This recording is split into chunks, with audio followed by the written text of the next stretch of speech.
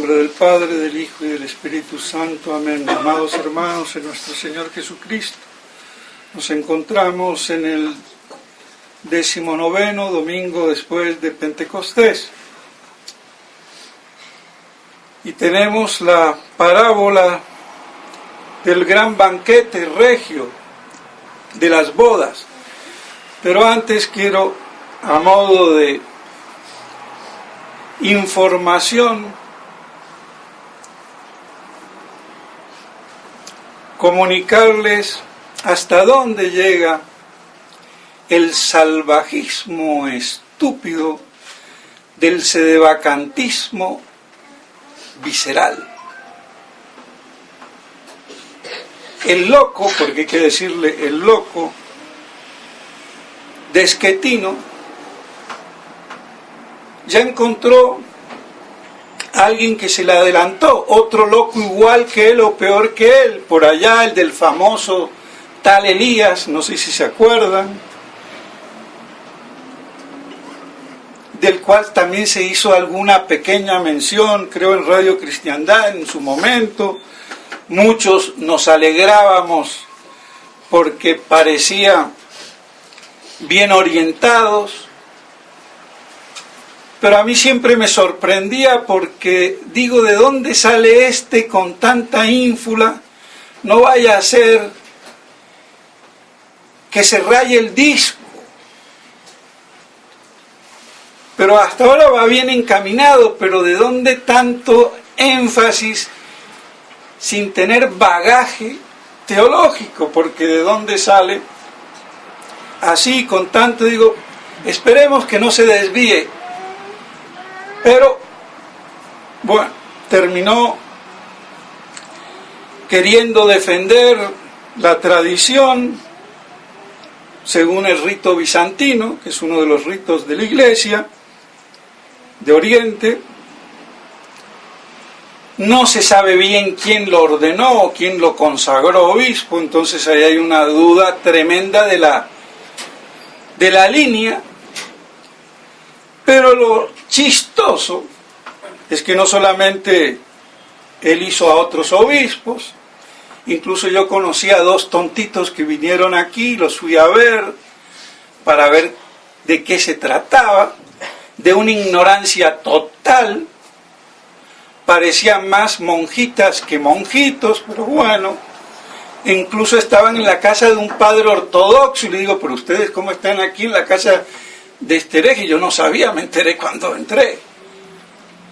Ah, no, porque, hombre, cualquier fiel les hubiera hecho la caridad de recibirlos, y más si vinieron a hacer retiros y qué sé yo. Bueno, se me hizo raro que no me contactaran. No es que sea importante, pero así como yo los fui a contactar a ver, cuando me enteré que ya se iban, pues ellos podían haber, por lo menos si vivían a Colombia, y si conocen la tradición, pero se ve que muchos no sabían, o que esquivaban, allá, que sea.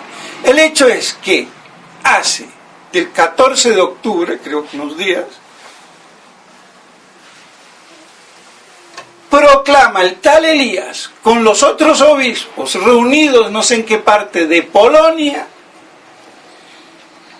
al papa que ellos han elegido, Monseñor Vigano o Vigano, que por cierto no se sabe bien por dónde anda, porque ese es el que le hizo todo el zanfarrancho a Francisco, pero no es que sea tradicionalista. Pero bueno, a veces entre bomberos se pisan la manguera. Y así entonces habemos papa. Ahora, ¿qué hace Schettino? Esa era su filosofía. Hay que elegir papa. Y estos tenían 4, 5, 6 obispos hechos por Elías, que había sido obispo y no se sabe bien quién, nunca lo quiso decir en claro, porque el superior que era de él era también medio tuerto en el ámbito teológico, que ellos mismos lo terminaron pues como un poco desechando. Pero entonces, ¿a dónde llega la estupidez? Y ahora Schettino, según su lógica, tendrá que aceptar Es que esto es de locos. Merienda de negros con perdón de los negros. Es la imbecilidad.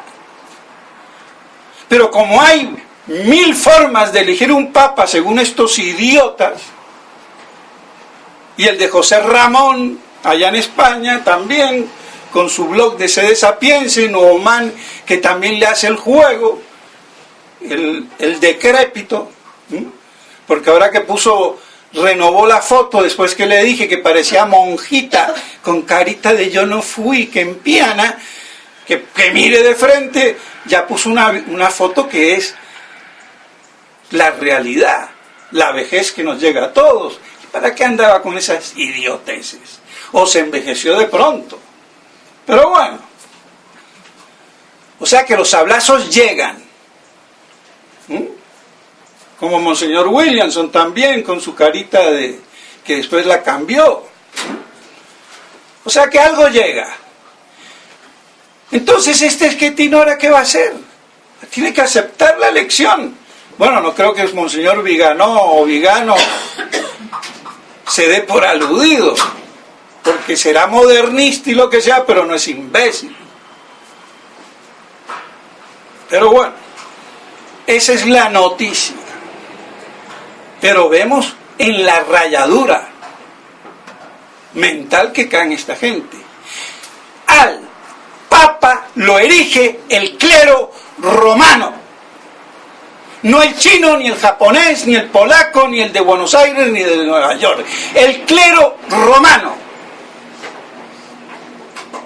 Y ese es el título que tienen los cardenales como curas párrocos de Roma para elegir como cardenales al Papa.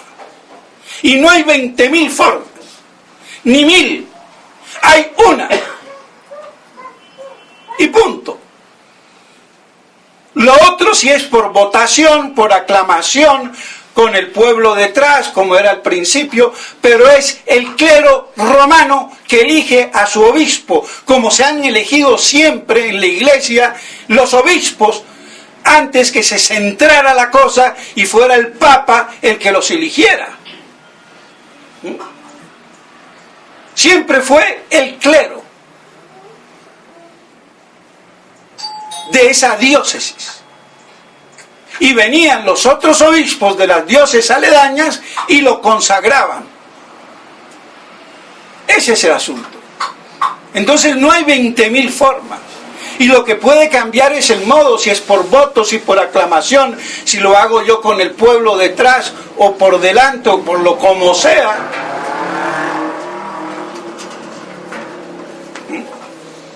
Así como un concilio es convocado únicamente por el Papa, aunque viene el emperador Carlos V y convoca un concilio porque se le dé la gana, o Constantino, pero en definitiva el que lo formaliza es el Papa, la Iglesia, por muy emperador que haya tenido la buena idea de hacer el concilio.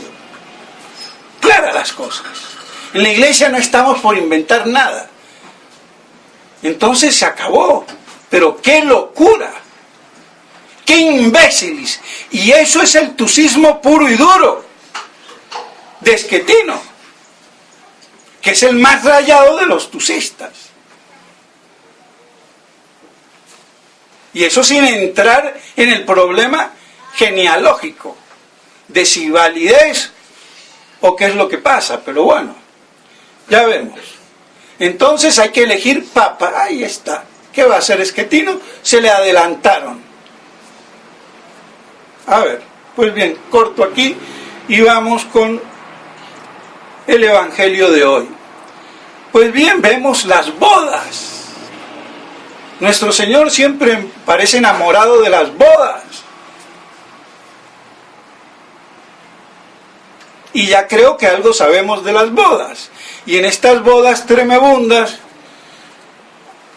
lo que pasa, el rey hace la invitación, no vienen, la desprecian y manda a llamar a Raimundo y todo el mundo. Y ve a uno que no está ahí vestido de gala nupcial y para afuera. y con el remate muchos llamados y pocos escogidos, o sea que para romperse el caletre. Pero vamos de una vez al hecho, pero no sin antes decir que según Santo Tomás de Aquino, esta parábola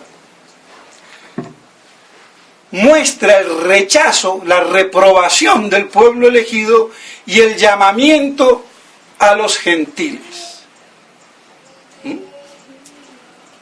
Y es así. Los primeros que fueron invitados no aceptaron.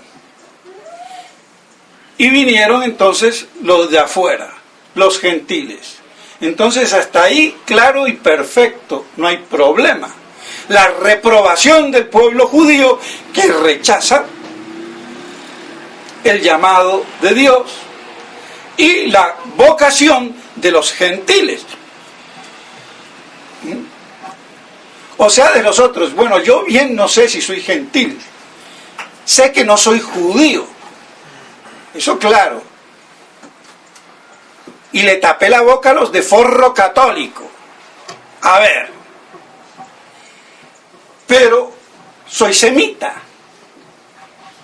De origen sirio, pura sangre, como los caballos de pura sangre. Por el lado materno y paterno, aunque mi madre nació en Colombia, pero la genealogía es de Alepo y Damasco, y no hay más. Entonces no sé yo si soy gentil o que soy semita, sin ser judío. Así que puedo despotricar contra los judíos y no me pueden decir antisemita. ¿O qué? ¿O son ellos los únicos semitas? ¡Ojo! ¿Ven la estupidez? Pero bueno, como todo. Entonces yo no sé por dónde ando, si judío no, gentil tampoco, semita, me quedé en el medio. Bueno, como los que no se sabe si van o vienen, pero bueno, dejemos esos chistes tontos y comparaciones y vamos al grano. Entonces queda claro la reprobación del pueblo elegido y la vocación o convocación o llamamiento a los gentiles. Y por eso esta es la iglesia de los gentiles. Y por eso la apostasía de los gentiles. Porque los judíos ya apostataron y deicidas. Otra cosa es el cuento de qué va a pasar con los unos y con los otros. Entonces, hasta aquí no hay problema. Y bodas. A nuestro Señor le gustan las bodas. Y el problema es saber qué son esas bodas. ¿Por qué le gustan las bodas? Sí, las bodas de la naturaleza divina con la humana en la persona de nuestro Señor, Cristo en nuestra alma, la fe, Cristo con la iglesia. Pero están las bodas por antonomasia, las bodas del Cordero, del Hijo de Dios, del Mesías, del Hijo de David, del Hijo del Hombre. ¿Y cuáles son esas bodas? Esas bodas no son nada más ni nada menos que los desposorios perfectos, triunfales y eternos de Cristo con la humanidad restaurada, la palinginesia, la apocatástasis, la renovación, la restauración, omnia instaurare in Cristo. Esas son las bodas por excelencia. Y la iglesia, salida de la cruz, es la incoacción de esas bodas. Es como antes, estaba el noviazgo que se iba a la iglesia y después venían el matrimonio. Entonces podríamos decir que aquí comenzó el noviazgo, el filtreo, desde la encarnación y con toda lo que sigue, la iglesia, pero la consumación de las bodas del Cordero es con la humanidad restaurada. Y así entonces la perfección triunfal de los desposorios eternos de Cristo con la humanidad restaurada. Y eso será el milenio.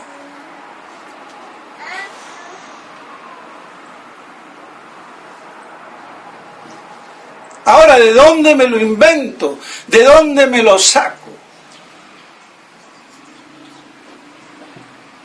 Pues bien, ni me lo invento ni me lo saco de ningún sobrero o de ninguna manga como Mandrake el mago.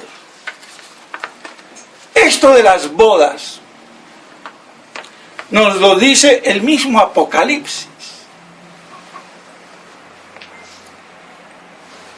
Aleluya, aleluya, que quiere decir no alegraos, como creen estúpidamente los protestantes y muchos católicos, sino aleluya, alabad a Dios. Eso es aleluya, Dios sea alabado. Entonces, ya saben que Yahvé, Dios, ¿no? Aleluya. Ya. Porque el Señor nuestro Dios, el Todopoderoso, ha establecido su reinado. Regocijémonos y saltemos de júbilo y démosle gloria porque han llegado las bodas del Cordero y su esposa se ha preparado. Esto lo dice en el Apocalipsis capítulo 19, versículo 6 a 8. Entonces, ¿cómo? Aleluya, reinado, bodas del Cordero. Y sigue más abajito, en el 9. Dichosos los convidados al banquete nupcial del Cordero.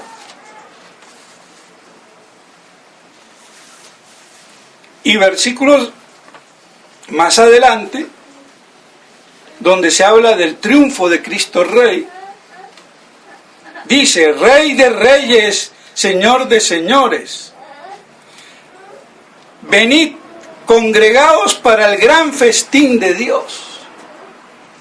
Entonces, Cristo Rey, el festín, el Cordero, las bodas del Cordero, todo es lo mismo.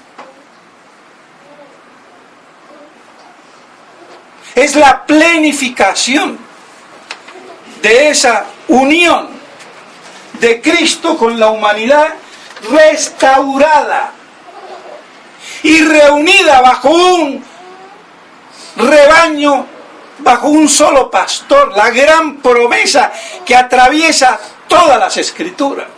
Vemos cómo todo esto se compenetra, se armoniza, se articula.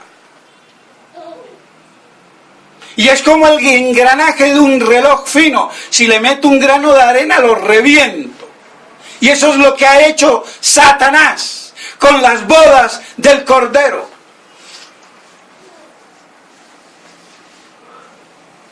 Entonces vemos cómo se compagina el convite de la parábola, reprobación de los judíos, vocación de los gentiles, y cómo se van a reincorporar tanto judíos y gentiles convertidos, cuando el día del milenio, cuando Cristo venga por segunda vez. Y por eso está clarito en el Apocalipsis, que es la gran profecía de la revelación de Cristo Rey, realizando sus entrañables bodas, su banquete triunfal, su desposorio con la humanidad restaurada. Y esto, mis estimados hermanos, que yo sepa, no se ha dilucidado ni aclarado como tema en la predicación y en la teología de la iglesia.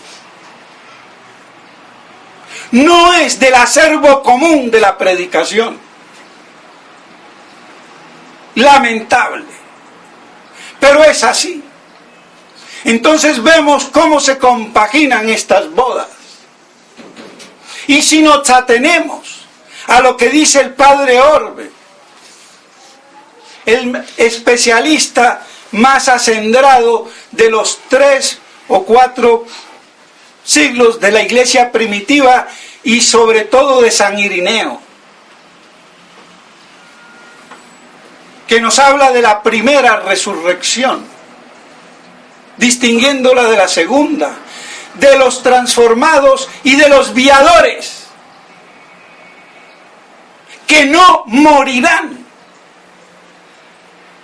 Y ahí tenemos la parte de la humanidad restaurada, que se multiplicará sin morir. Y que la segunda resurrección es la de los muertos, es decir, los condenados. Resurrección para el juicio y no para la vida.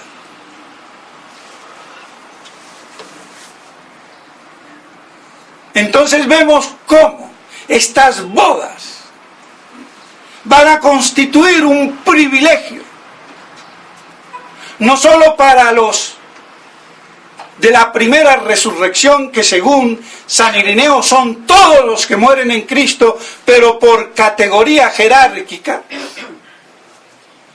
si dieron o no dieron su sangre, si aguantaron o no la tribulación, pero todos, y no parcial, como hasta ahora lo entiende, por ejemplo, la Cunza, el padre Castellani, y hasta medio yo, porque los sigo.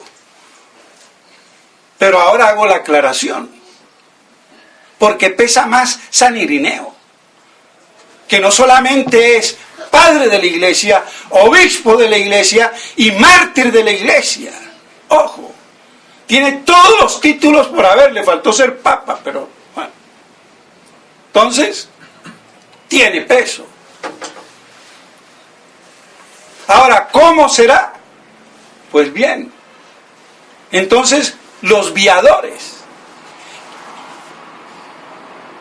porque los redivivos están ya en el ámbito beatífico. Los que quedan vivos y sin morir son transformados y conjuntamente arrebatados con los de la primera resurrección, que no mueren, y también es un privilegio, también quedan en el plano beatífico. Pero hay otros vivos, los viadores, que sí procrearán hijos santos y no morirán.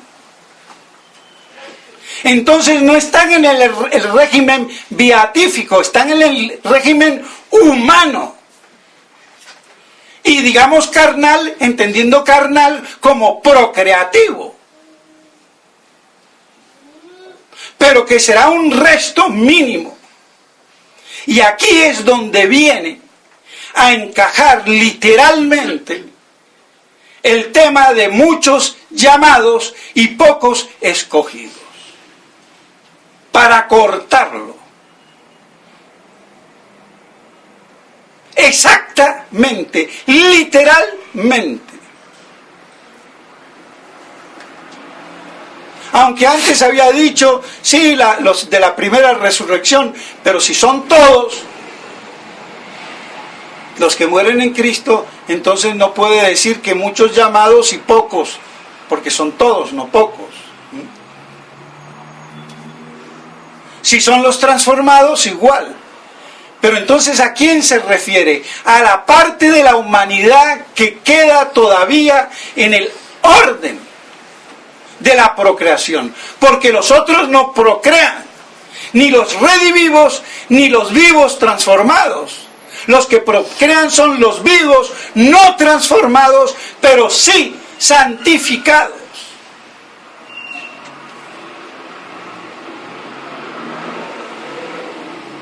Y entonces vemos cómo aquí, puntual, agudizando el caletre, se aplica literalmente.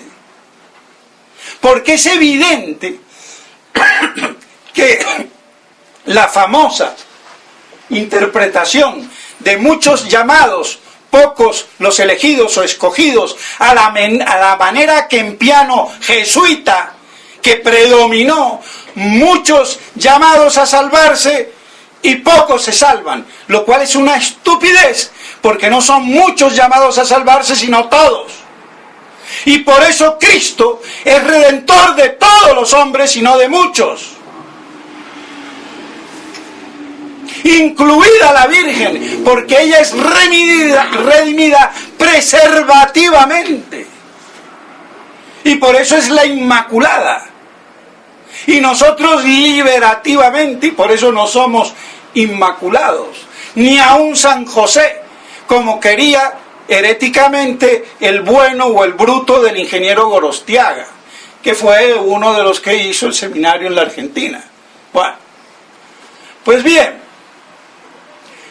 entonces, aunque de esa cosa podía decir que nació santificado como San Juan, pero no concebido, que es muy distinto.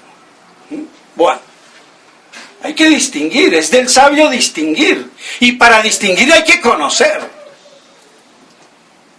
Por eso a veces no se distingue porque no se conoce bien. Entonces, ¿qué se va a distinguir?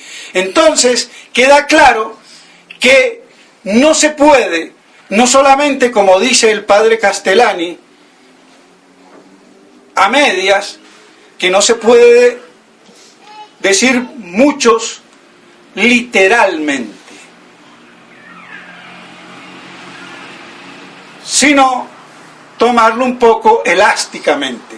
Pero es no solamente el problema de muchos, tomado literal o no literalmente. El problema es tomar literalmente escogidos o elegidos por salvados. Y ahí le faltó al padre quizás hacer la precisión. Porque más allá del muchos está el no identificar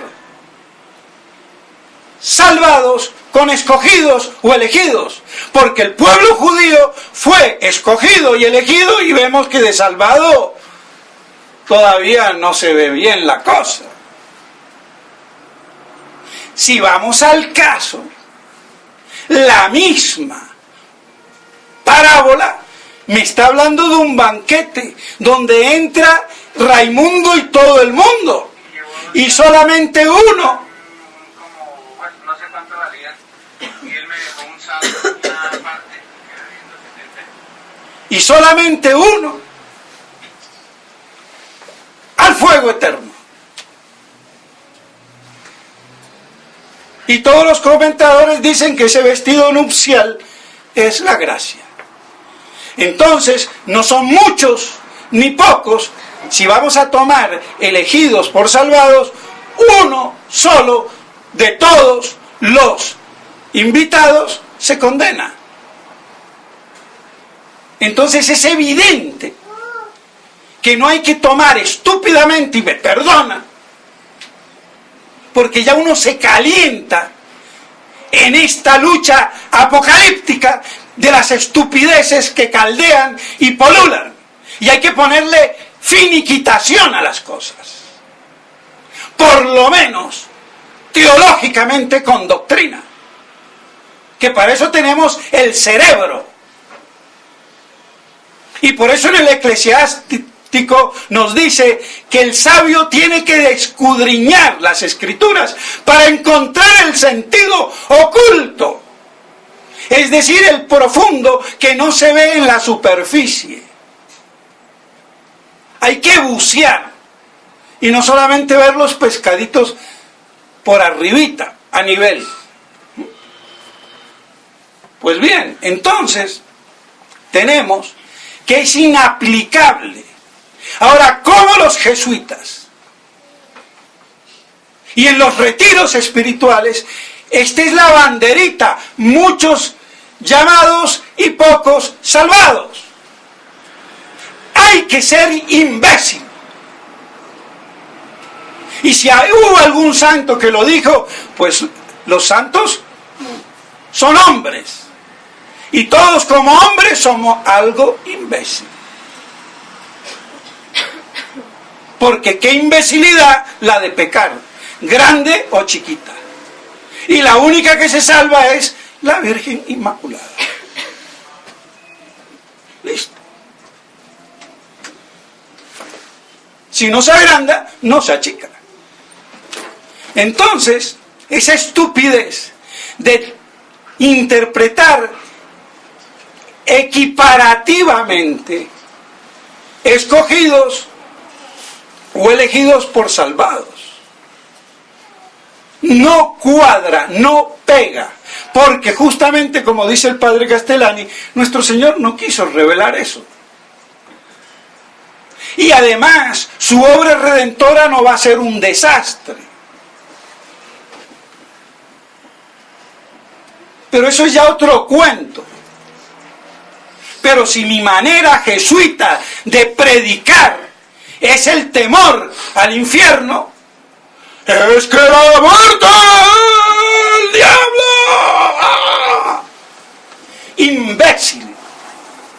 Predica el amor a Dios. Y porque no amas a Dios, te vas al infierno libremente. Por eso decía Santa Teresa, Señor, no me mueve para quererte el cielo que me tienes prometido, ni el infierno tan temido, me mueve solo el verte crucificado y escarnecido. Santa Teresa no era jesuita a lo bruto. Y cuando digo jesuita a lo bruto, ni San Francisco, ni San Ignacio. Fueron sus sucesores, y muchos de ellos de origen judío, como Lainez, como Acquaviva. Sí, vamos al caso. Aunque también hubo muchos santos, y muy buenos, pero hay de todo. Y la corrupción de lo mejor, lo peor. Veamos lo que pasa con los jesuitas. Entonces, las cosas en su puesto. Entonces no se puede interpretar así de bruto. Y lo que impulsa es el amor. ¿Y qué pasa con el temor? Es el freno. Cuando yo dejo de amar, a ver, entonces si las delicias del cielo no te bastan, pues te van a ver si te asustan o te frenan las desgracias del infierno. Y por eso cárcel, garrote y lo que fuera. Que eso es lo que se hace con los criminales. Cuando no hacen el bien que deben hacer, y bueno, reciben a palo lo que es. Y ya está. Pero no invertir el orden de las cosas. Pues bien, por una errónea manera de concebir la espiritualidad, kempiana, jesuítica, devocio moderna. ¿Qué vamos a hacer? Y el que se crea docto de esto, y no digo de los pobres fieles, sino de los obispos del clero, que salgan a refutar. A ver cómo van las cosas. Pues bien, pero si por allá hay una beata alma que en medio de sus trajines lee 5 minutos el Kempis y eso le satisface su corazón maternal, bueno, señora, están metida en este mundo, y que te hablen un poquito de por allá de hadas te reconforta. Y hasta ahí, pues bueno. pero no basar la vida espiritual, que es muy distinto, en un concepto deteriorado. ¿De acuerdo? Entonces, pues bien. Así que no se puede interpretar por ninguna manera. Tenemos el ejemplo de las 5 vírgenes bobas, tontas, idiotas, y las 5 inteligentes, sabias.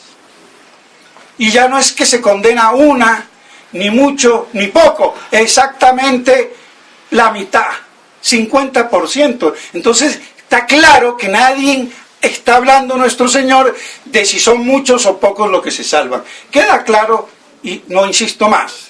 Pero entonces refutemos esa tendencia a equiparar. Entonces, escogidos, elegidos, fueron los judíos, lo somos nosotros, y también por eso podemos pensar que no todos los llamados responden. Sobre todo si nos referimos a la viña del Señor, donde en San Mateo hace alusión también a muchos llamados y pocos escogidos, pero algunas Biblias, y entre ellas la de Monseñor Strambinger, no lo pone. Pero Santo Tomás, cuando comenta San Mateo, sí lo pone. Y entonces habla de la viña, pero ahí la viña puede ser muy bien los operarios de la viña. ¿Quiénes son? El clero, los religiosos. Entonces no habría problema. Y que no todos respondan. Y entre los que respondan bien, pocos. Y bueno. Pero entonces, ¿a dónde encaja esos elegidos privilegiados en el reino del milenio de las bodas del Cordero, con la humanidad restaurada y para siempre, en los viadores privilegiados que siguen en un régimen humano no beatífico, pero que no morirán tampoco, y después, cuando Cristo Rey tenga todo reunido y bajo sus pies, como Rey de Reyes y Señor de Señores, entregue el reino a su Padre eterno. Y así continúan las bodas ya en el cielo. Que puede ser esta misma tierra por segunda vez renovada. Lo dejo entre paréntesis, para que se nos abra el cerebro. Porque en algún lado tenemos que estar como hombres de carne y hueso. Y entre creer si voy a estar en un exoplaneta, o en un hueco negro, o en un hueco blanco, pues mejor en esta tierra donde nací, y nació el Redentor. Ojo. Y por eso la segunda renovación, no la primera, que todavía es imperfecta, pero preparativa. Pero ahí es la realización cabal, perfecta, triunfal y eterna de las bodas del Cordero de Cristo, unido a la humanidad restaurada. ¡Qué maravilla! Y esto es lo que Satanás y sus imbéciles secuaces desechan. Pues bien, allá cada uno tendrá que dar respuesta con su alma inmortal a Dios eterno. En nombre del Padre, del Hijo y del Espíritu Santo. Amén.